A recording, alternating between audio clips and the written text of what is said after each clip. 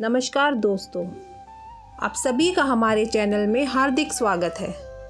आज मैं आपको भगवान शिव को समर्पित पवित्र सोमवार व्रत की कथा, उसका महत्व, व्रत की सही विधि, मिलने वाले शुभ फल और इस कथा से मिलने वाली जीवन की सीख बताऊंगी।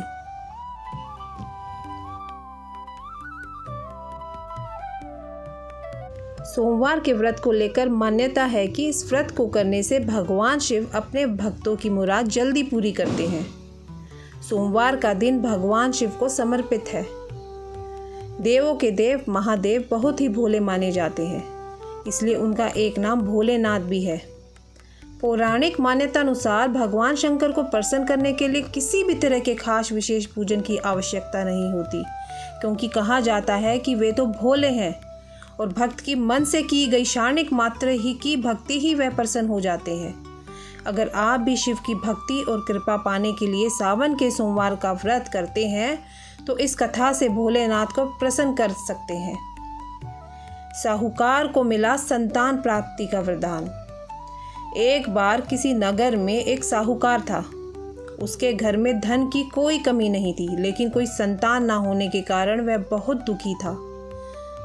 संतान प्राप्ति के लिए वह हर सोमवार को व्रत रखता और पूरी श्रद्धा के साथ शिव मंदिर जाकर भगवान शिव और माता पार्वती की पूजा करता।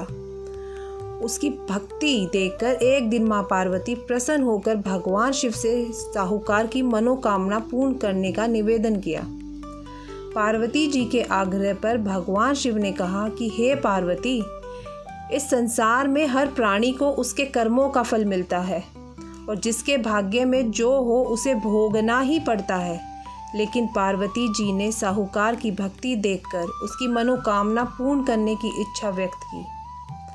माता पार्वती के आग्रह पर शिवजी ने साहूकार को पुत्र प्राप्ति का वरदान तो दिया, लेकिन उन्होंने बताया कि यह बालक 12 वर्ष तक ही जीवित रहेगा। साहूकार के पुत्र का कुछ ऐसा हुआ विवाह। माता पार्वती और भगवान शिव की बातचीत को साहूकार सुन रहा था, इसलिए उसे ना तो इस बात की खुशी थी और ना ही दुख। वह पहले की भांति शिवजी की पूजा करता रहा। कुछ समय के बाद साहूकार की पत्नी ने एक पुत्र को जन्म दिया। जब वह बालक 11 वर्ष का हुआ तो उसे पढ़ने के लिए काशी भेज दिया गया। साहूकार ने पुत्र के मामा को बुलाकर उसे बहुत सारा धन देते हुए कहा कि तुम इस बालक को काशी विद्या प्राप्ति के लिए ले जाओ। तुम लोग रास्ते में यज्ञ कराते जाना और ब्राह्मणों को भोजन दक्षिणा देते हुए जाना। दोनों मामा भांजे इसी तरह यज्ञ कराते और ब्राह्मणों को दान दक्षिणा देते काशी नगरी निकल पड़े। इस दौरान रात में एक नगर पड़ा जहां नगर के राजा की कन्या का विवाह था, लेकिन जिस राजकुमार से उसका विवाह होने वाला था वह एक आंख से काना था। राजकुमार के पिता ने अपने पुत्र के काना होने की बात को छुपाने के लिए सोचा क्यों ना उसे साहूकार के पुत्र को दूल्हा बनाकर राजकुमारी से विवाह करा दूं। विवाह के बाद इसको धन देकर विदा कर दूंगा और राजकुमारी को अपने नगर ले जाऊंगा। लड़के को दूल्हे के वस्त्र पहनाकर राजकुमारी से विवाह करा दिया गया। साहूकार के पुत्र के निकले प्राण। साहूकार का पुत्र ईमानदार था। उसे यह बात सही नहीं लगी, इसीलिए उसने अवसर पाकर राजकुमारी के दुपट्टे पर लिख दिया कि तुम्हारा विवाह तो मेरे साथ हुआ है, लेकिन जिस राजकुमार के संग तुम्हें भेजा जाएगा वह एक आंख से काना है। मैं तो काशी पढ़ने जा रहा हूँ।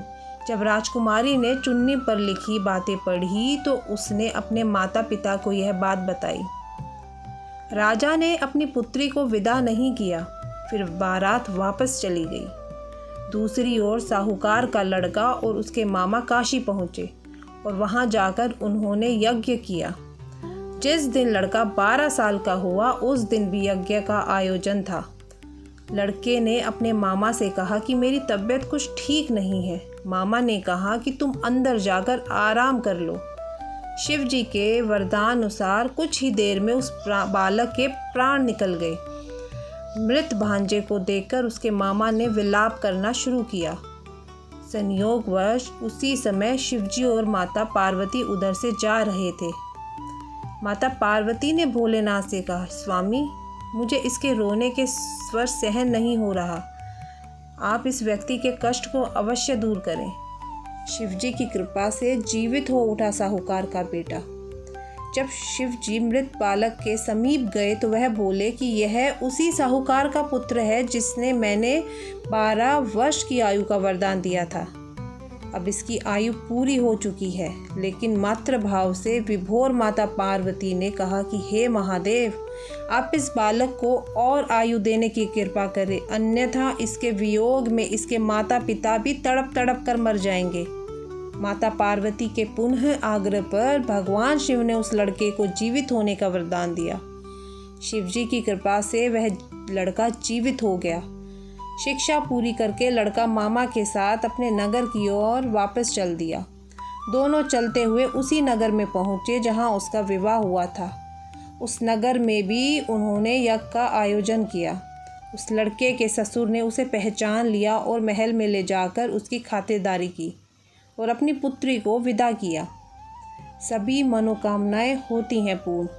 इधर साहूकार और उसकी पत्नी भूखे प्यासे रहकर बेटे की प्रतीक्षा कर रहे थे। उन्होंने प्रण कर रखा था कि यदि उन्होंने अपने बेटे की मृत्यु का समाचार मिला तो वह भी प्राण त्याग देंगे।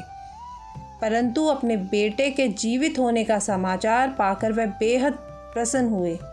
उसी रात भगवान शिव ने साहूकार के स्वप्न में आकर कहा, हे श्रेष्ठी, मैंने तेरे सोमवार के व्रत करने और व्रत कथा सुनने से प्रसन्न होकर तेरे पुत्र को लंबी आयु प्रदान की है।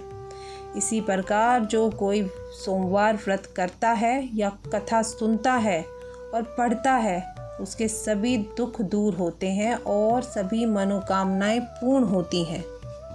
सोमवार व्रत की विधि। सोमवार की सुबह ब्रह्म मुहूर्त में उठकर स्नान करें और स्वच्छ वस्त्र धारण करें। घर के मंदिर या शिवालय में भगवान शिव, माता पार्वती, श्री गणेश और नंदी जी का विशेष पूजन करें। शिवलिंग पर जल, गंगा जल, दूध, बेलपत्र, धतूरा, आँख, सफ़ेद पुष्प, चंदन और अक्षत अर्पित करें।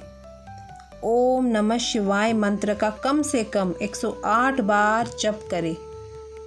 इसके बाद सोमवार व्रत कथा का श्रवण करें।